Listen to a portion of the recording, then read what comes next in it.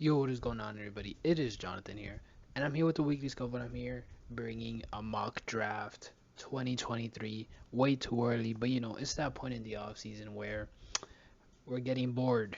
We need some NFL content out here, so why not do a way too early 2023 NFL mock draft? And honestly, this is definitely not how the draft is gonna play out.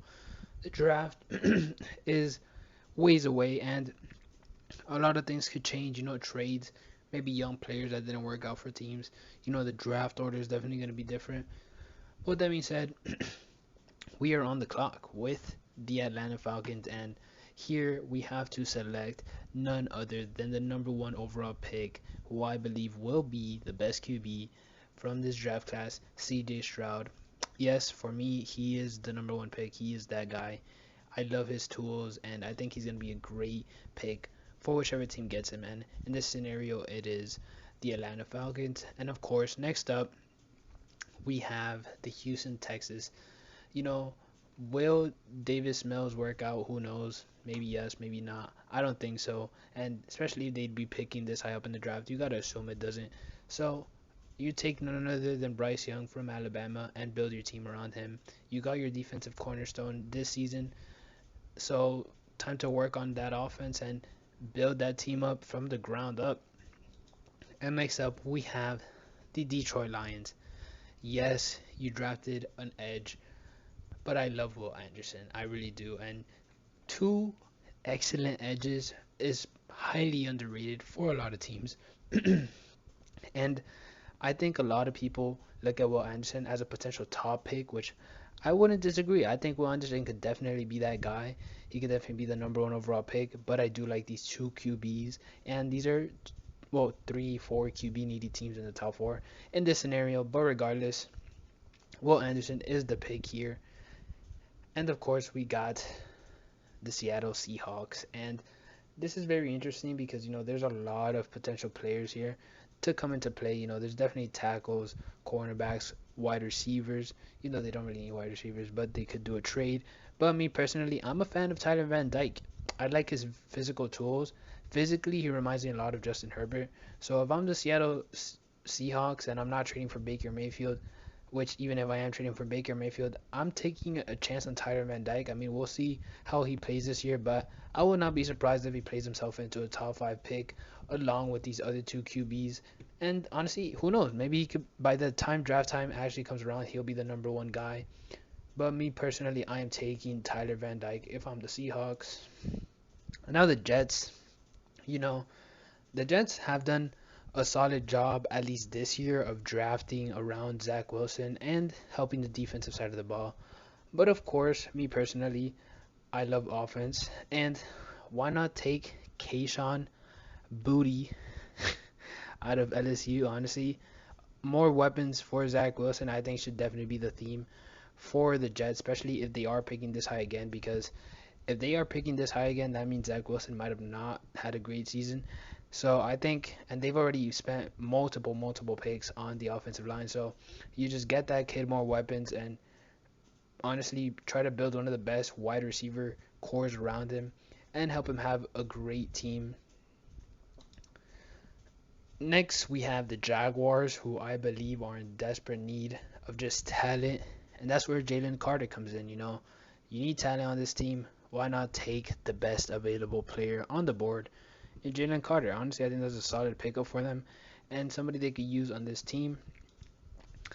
And for the Panthers, honestly, sadly for them, there's not really any QBs I am rocking with here. So picking a QB at this point probably wouldn't make sense.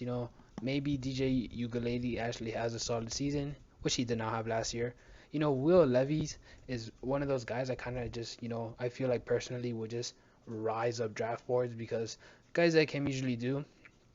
And I wouldn't be surprised, but in this point of the draft, I don't think you take him. I think you go with best player available, or in my opinion, someone who I really love, Jackson Smith Najigba. I think he's gonna have an amazing season with CJ Stroud, and if CJ Stroud has a season, which I think he will, I think Jackson Smith Najigba will be in high demand. So this is the pick here for their future QB which they could potentially go for next year. And next we have Brian Brees. And honestly, I love his play. I think he's a great pick. He probably fits the Chicago Bears play style. Clemson, they produce great players. And honestly, I love this pick for them right here. I think he's a great pickup. And now you got the Giants, another team that probably won't be picking here. I could see them picking a lot higher and definitely going for a quarterback. But assuming they don't, we give them a tight end right here. Their tight end situation with Evan Ingram hasn't really been great, hasn't been what they've expected. So give them a new start at tight end, and I guess give Danny Dime one more shot. Now we got Washington, another team that could use a QB depending on that whole situation and what's going on here. There's two great QBs in this draft, but I think whichever team ends up top two will definitely take those QBs. But for this team, I'm taking Myles Murphy. I think he's a solid pickup here. And I think Myles Murphy could definitely help this team right now. And pair him up with somebody like Chase, and your line starts becoming better and better. And honestly, you could argue they could use another skill position, but I don't necessarily think they would pick Bijan Robinson this high. And he's kind of the best player I like at this point in the draft. But with that being said, I think Myles Murphy is definitely someone I like and I think could fit this team very well. And finally, the fall stops for Jacqueline Roy, who, if the Steelers are here, I think this is a nice solid addition to that D-line with TJ Watt. Bolster that up, and Brian Flores gets another guy he could play with on that D-line. And now we have the Vikings.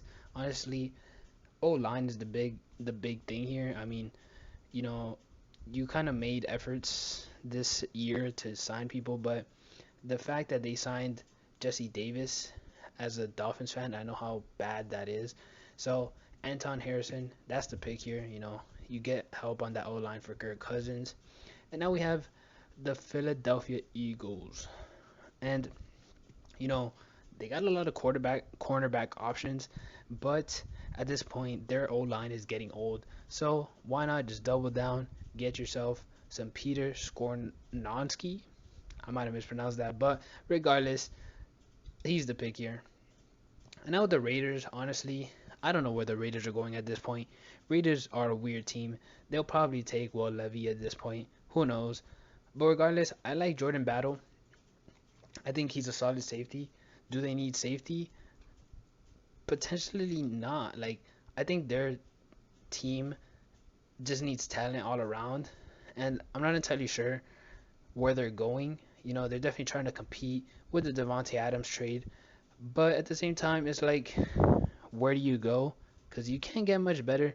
So why not take a guard, bolster up that O-line? You're going to be fighting some tough offensive teams in that division. So might as well go and bolster up your offense as much as you possibly can. And now we have the Miami Dolphins. And this is very, very interesting because as a Dolphins fan, I feel like we would be tempted to take different players here. Me personally, I love Bijan. I think he's a great running back and could potentially fit very well with the Dolphins. But I think this is way too high for a player of the running back position. So I think someone like Noah Sewell as a linebacker is very, very good. And I like his play, and I think he could definitely fit our defense, I should say. I think he's someone as a Dolphins fan that I've fallen in love with as a prospect. So I definitely think we should give him a good look, and I think that'd be a solid pick at this point in the draft. And now the Patriots, they just lost Stephon Gilmore and their other cornerback, who I am completely blanking on right now. But, cornerback is the position they need here. So Cam Smith, South Carolina. Bill Belichick will probably not pick him. He'll probably pick another wide receiver, but we will pick for Bill Belichick and help him make the right choice there. And granted, the Tennessee Titans are on the clock. The Titans, I'm not entirely sure what they need. This is one team that might actually played pretty bad this year with everything they've lost. And I think wide receiver could be a huge need here, and so could a lot of other positions, especially quarterback. This could be a Will Levy spot if Will Levy plays solid, but assuming he doesn't, Jordan Addison is a solid pickup here.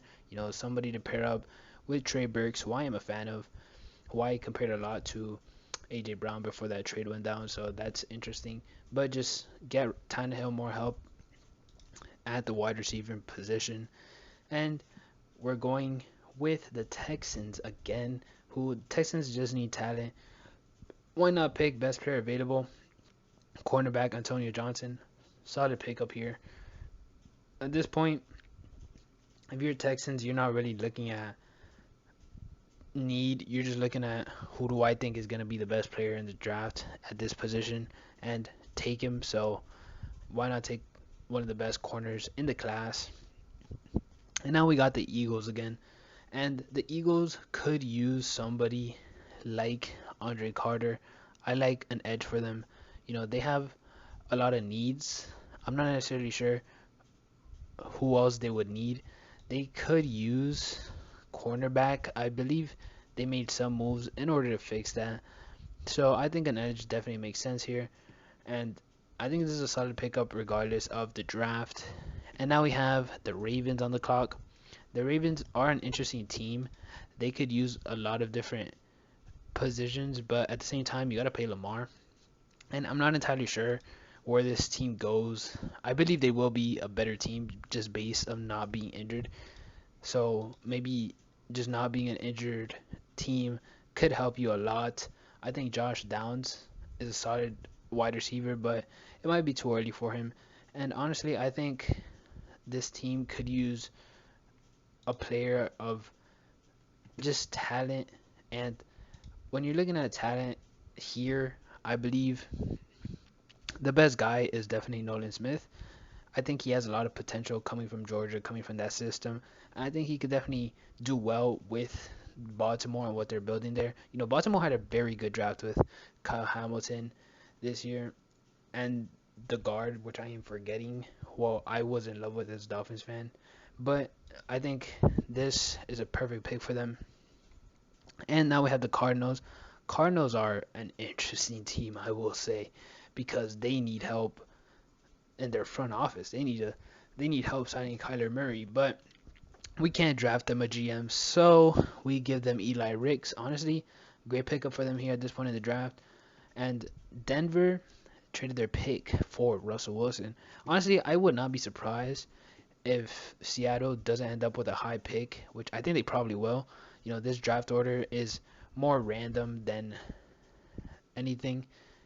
It's more based off this year's recent draft. So if they do end up with the top pick, I expect them to take one of the top QBs, which I did have them taking. I do like Tyler Van Dyke, at least physically. We would have to see him perform this year to see if he actually becomes one of the top quarterbacks in the class, which I think he will. But granted, you traded that boy, Blitz boy, to Seattle a while ago. Why not replace him with Jordan Battle? That is one way to start building a new Legion of Boom. That last name on jerseys would be amazing. Jordan Battle. Get that man, get him in the Seahawks uniform, and honestly, you're starting to build something special there. And with the Chargers, the Chargers could use help in defense. I'd say that's the main thing they need.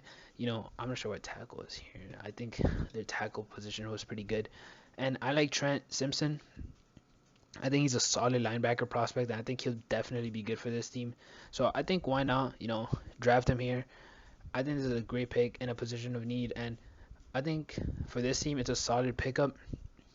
And now for the Dolphins, this is where you draft Bijan Robinson.